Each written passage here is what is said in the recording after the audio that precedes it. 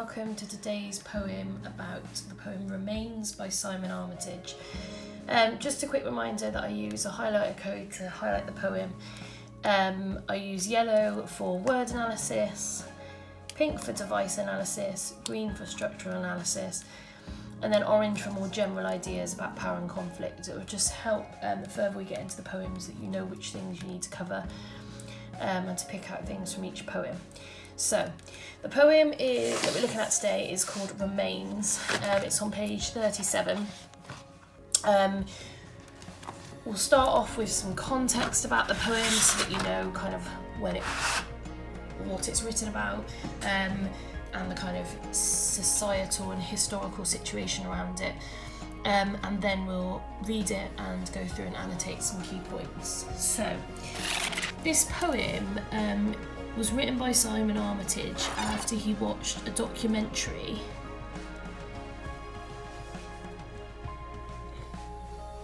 called They're Not Dead, which I believe is still available on YouTube. And it's basically about soldiers who had come back from modern wars, so kind of what we'd consider veterans, who had been affected in some way by what had happened to them at war. Now, Armitage was inspired by this collection, and what he decided to do is write a collection of poems with the same title. And the poem here, Remains, is one of those poems from that collection. Now, the documentary itself and this poem is set in during the Gulf War, which was a conflict in 1990-ish to 1991 in Iraq. And the individual that this poem is about is in the documentary, so he talks about what happened, and there's some direct kind of words that he uses in the documentary that Simon Armitage has used in the poem. Now, the poem is about, and you may have heard of this in history or in when you've looked at other war poems, but the poem is about about PTSD, post-traumatic stress disorder. Now, we'll just put a note here. The post-traumatic stress disorder doesn't always occur after, it doesn't have to occur after war, it can occur after any event. And it's essentially an anxiety disorder caused by something distressing that happens to you.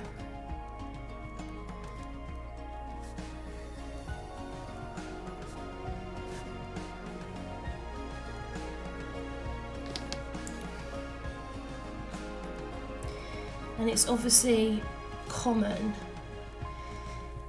in soldiers because they experience a lot of distressing events whilst out in combat. It was called shell shock during World War I, but now it's a proper medical disease which can be treated.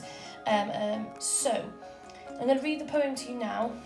You can have a think about why that might be relevant to the poem as I read it, and then I'm just going to go through and talk you through it. So, Remains.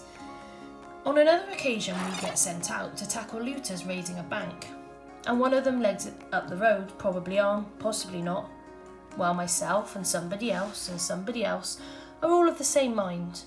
So all three of us open fire, three of a kind, all letting fly, and I swear I see every round as it rips through his life. I see broad daylight on the other side. So we've hit this looter a dozen times, and he's there on the ground, sort of inside out, pain itself, the image of agony. One of my mates goes by and tosses his guts back into his body. Then he's carted off in the back of a lorry. End of story. Except not really. His blood shadow stays on the street, and out on patrol I walk right over it week after week. Then I'm home on leave, but I blink, and he bursts again through the doors of the bank. Sleep, and he's probably armed, possibly not. Dream, and he's torn apart by a dozen rounds. And the drink and the drugs won't flush him out. He's here in my head when I close my eyes, dug in behind enemy lines, not left for dead in some distant, sun-stunned, sand-smothered land, or 6 feet under in desert sand, but near to the knuckle, here and now, his bloody life in my bloody hands. So, what you'll probably notice about that poem is that it's quite different to a lot of the other poems we've studied. So I'm going to go straight into that opening line. So I'm going to start with green for structure. And I'm going to go for on another occasion. So straight away, we get the impression this is some sort of kind of dramatic monologue.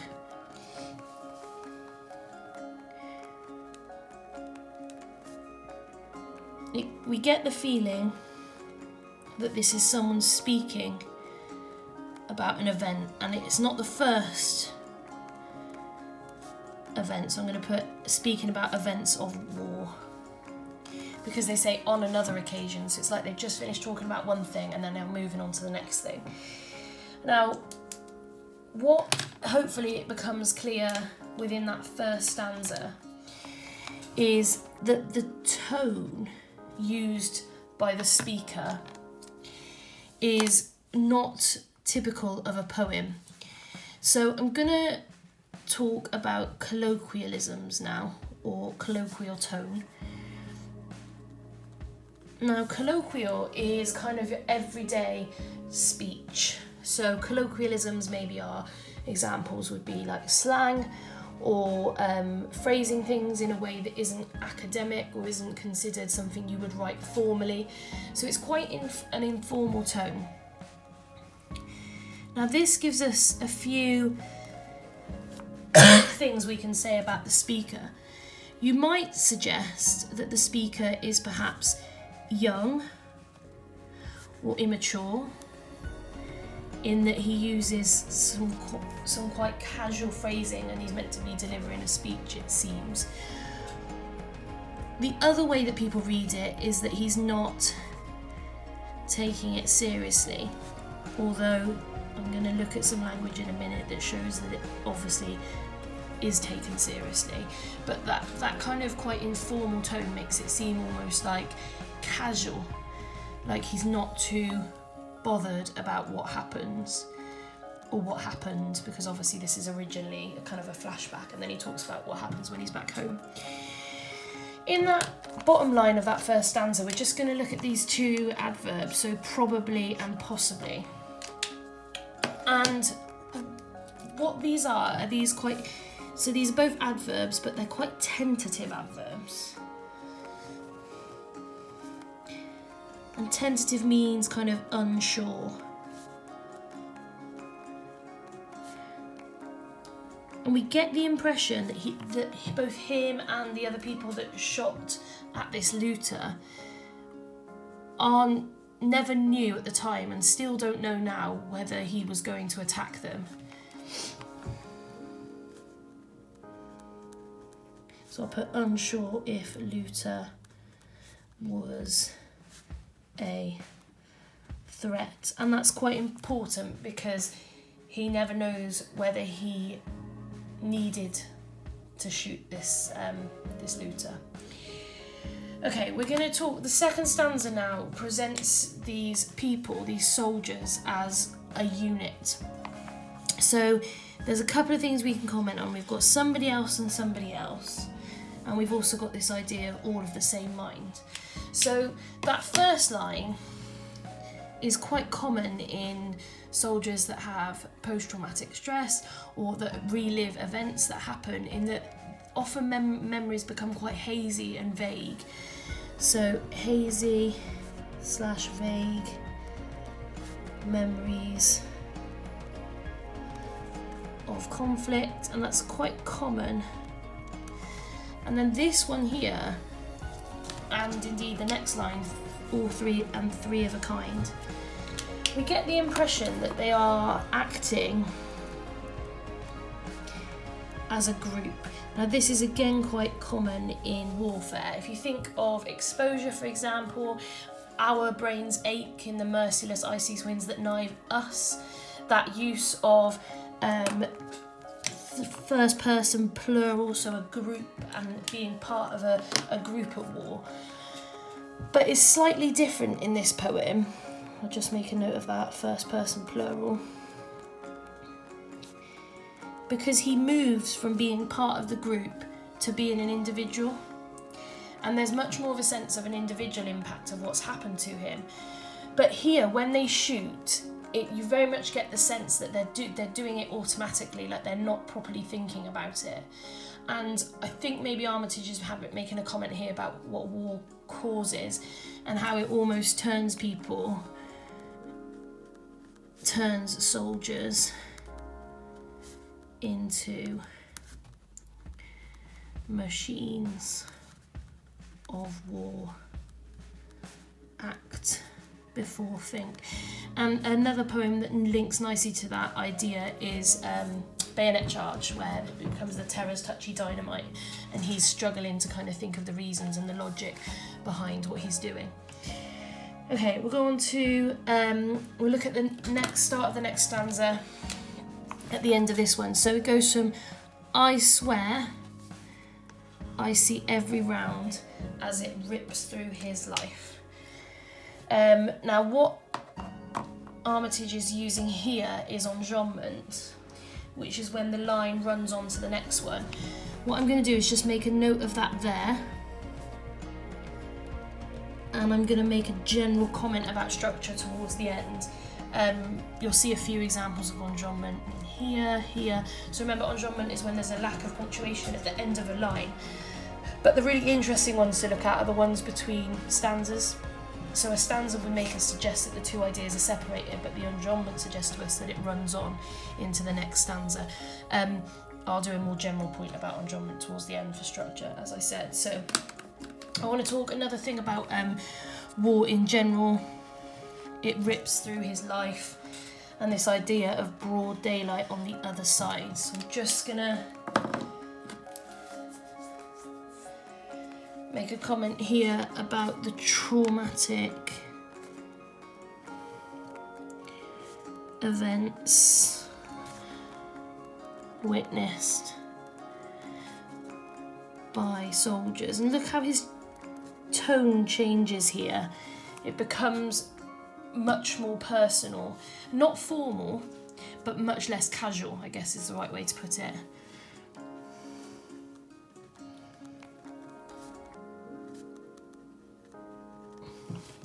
And just consider for a moment the impact that has on these people, that they are at war and he's literally watched someone be killed in front of him. He's part of that, but he doesn't know whether the person was a threat. They just do it, they just act on instinct, and he literally sees through the person's body as he's blown apart. And that relates also to this idea of sort of inside out. We could also highlight that in pink though, because it's a kind of, all of this is a bit of a language device. So we're just going to talk about the graphic and violent imagery of this stanza. And that all highlights to us the horror of war and the horror of these experiences that the soldiers must go through.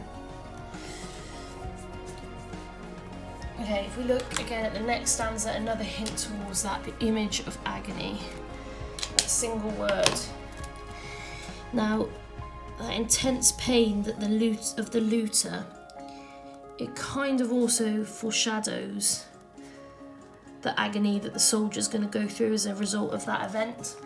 This is quite an interesting line there.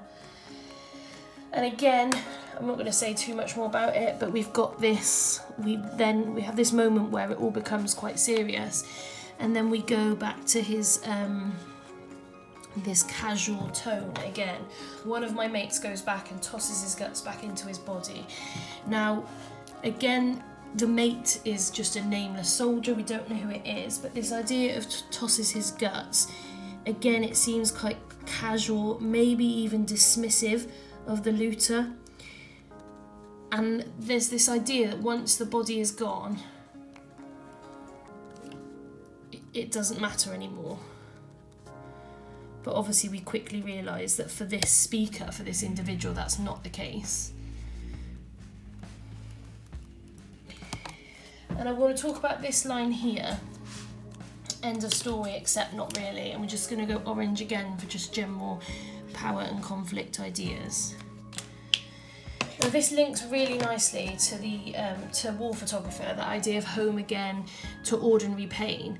So when he leaves, he sees all these horrible things in conflict, and he thinks that when he goes home everything will be okay, and obviously we realise that it's not, and his hands, which did not tremble then, those seem to now. So he's got this physical example of what's going on with him mentally. We get a very similar impression with in this poem. So end of story, except not really. So this is to do with the idea that soldiers can go back to normal after traumatic events. Now before he goes home, he obviously stays in the location of where this happened, and what he has to do is walk over this blood shadow on the street, and he has to walk right over it week after week. Now the blood shadow is another nice link to War Photographer, where it talks about the blood stained into foreign dust, and here we've got this blood shadow. But we just talk about this blood shadow. This is a metaphor that a sense that the blood hasn't washed away. And we'll come back to this idea with the final line of the poem, this idea of bloody life in my bloody hands. Now, hopefully you'll be thinking a little bit about another text you've read where the blood doesn't wash away. And what that means in the other text is similar to what it means here. So the idea of a blood shadow is a really nice metaphor. Now, what we have on this line is a volta, so just do it in green for structure. Now just remember, a volta is where there's like a shift or a change in the poem. In this case, we go from flashback of the kind of trauma and the killing of the looter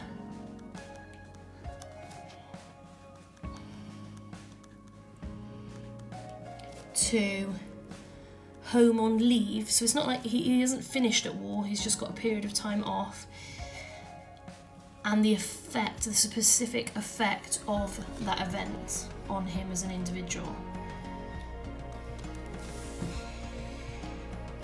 Okay, so hopefully you can see here we've also got enjambment again. So he goes, I blink. Now this is I really like this use of enjambment here, because what we have to do is we have to pause like the soldier, because we move on to this next verse.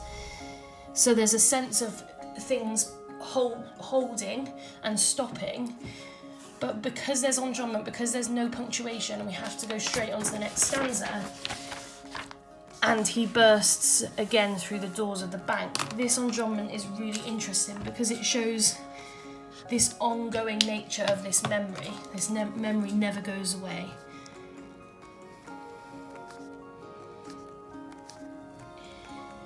Like how the line just goes straight into the next line. And that's what this next stanza is about. It's about how no matter how hard he tries to get away from this memory, this horrific event of killing someone and not knowing if he did the right thing, and having to walk over the blood stained on the street every day, even though he's physically far away from it because he's back home, it won't go away, it won't leave him. So we have this, we've got a couple of things going on here. We've got, this line is one of your lines to remember, and hopefully you've remembered that it's used here, line 4 of the poem, probably arm, possibly not, and we've got it again. But the quotation that you're going to take from the poem for a key quotation is sleep, and he's probably armed, possibly not.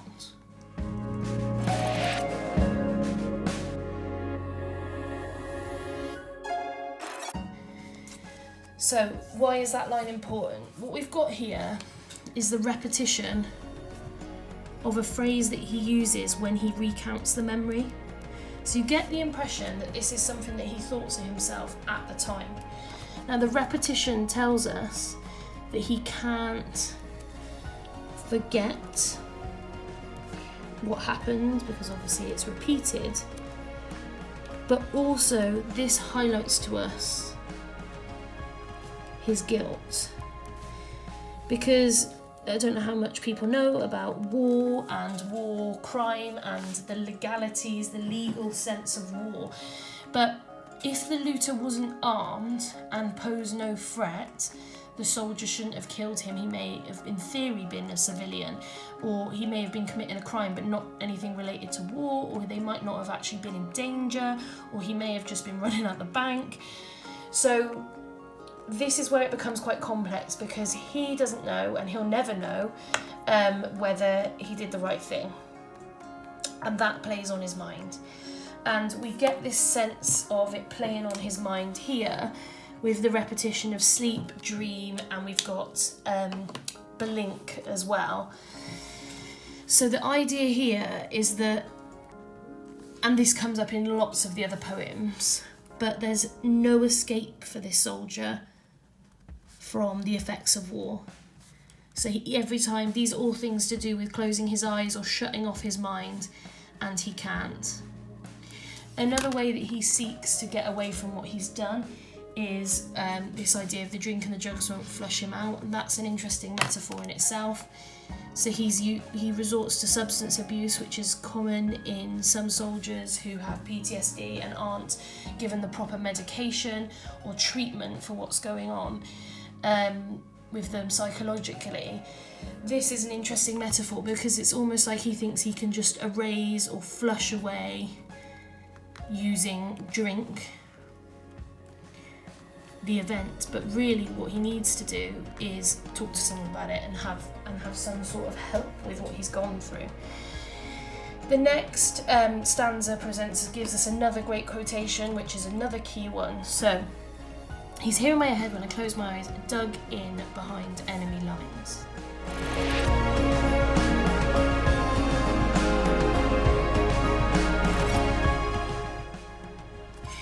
So that's a great quotation that we need to talk about. So, and there's lots to unpick from that. So I'm just going to write it down here and just do a bit of annotation on it.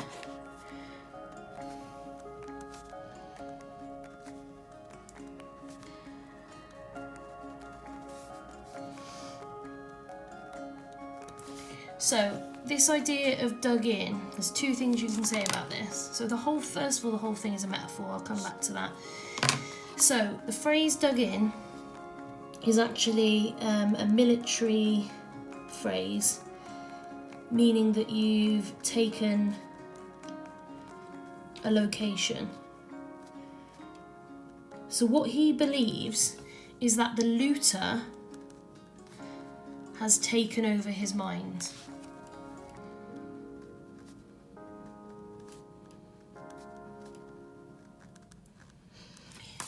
What we also have is the metaphor of enemy lines, which is describing his head, his mind. So the looter is an enemy who has almost attacked him, or at least the memory has attacked him. Okay? Now dug as a word is a past participle, so let's just put past tense verb or past verb, which tells us that he believes that it's too late to remove this memory. So he almost feels beyond hope. And then the whole quotation is a metaphor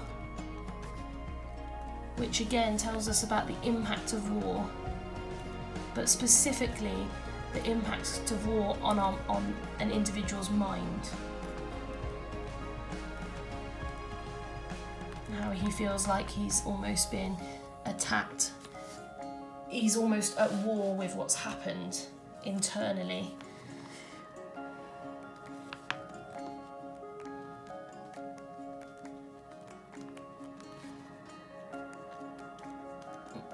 Okay, so that's all just about that one line there. There's another key line coming up which we'll annotate as well. So we'll just make a quick comment on this adjective distant. There's a kind of irony in this where he believes that the memory should be distant, it should be far away like the body, but then he says it's near to the knuckle, here and now. So there's kind of a juxtaposition there, that he feels like everything that's happened should be far away and forgotten, but it's not, it's here, it's now, it's in his mind. And we'll talk lastly about this quotation, his bloody life in my bloody hands, which comes back to the blood that's already been mentioned.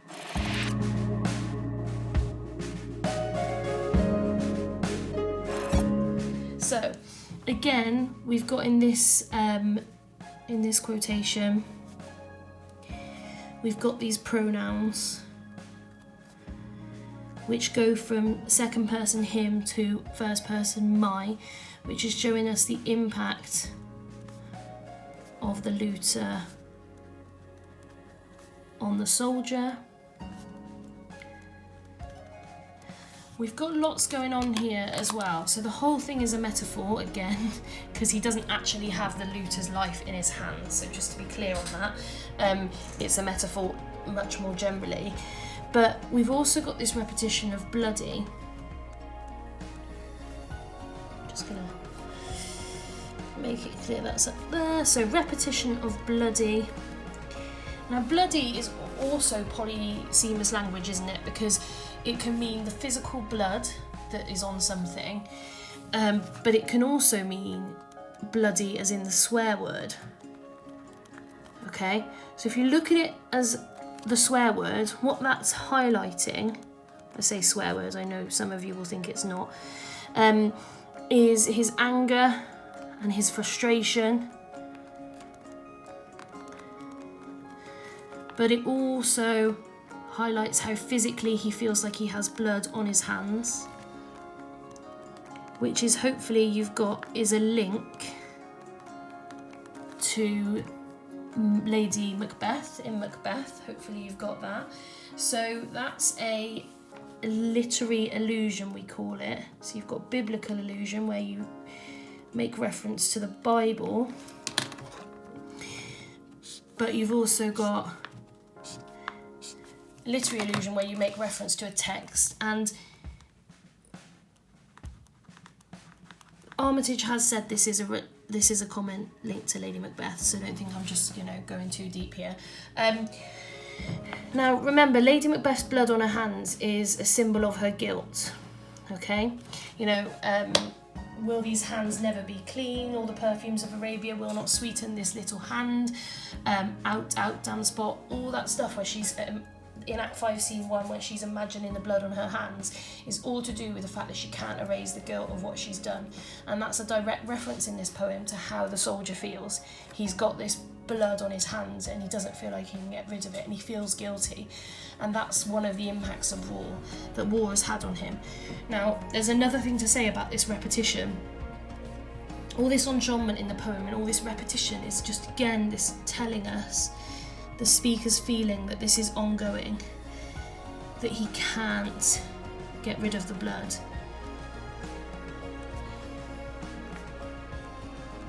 And he can't escape this memory, and it's haunting him in a horrendous way.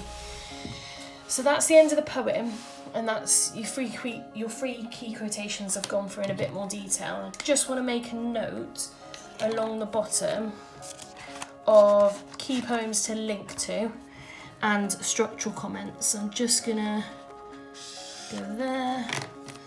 So structure.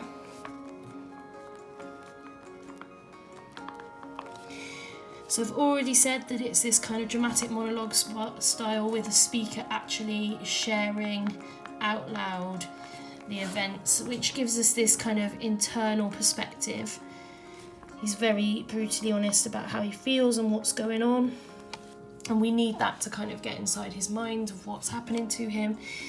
We've also got this use of enjambments, which gives us two things. It highlights a lack of control And a lot of the poem comes across as what we call a stream of consciousness, which is just him saying all the things he's thinking of.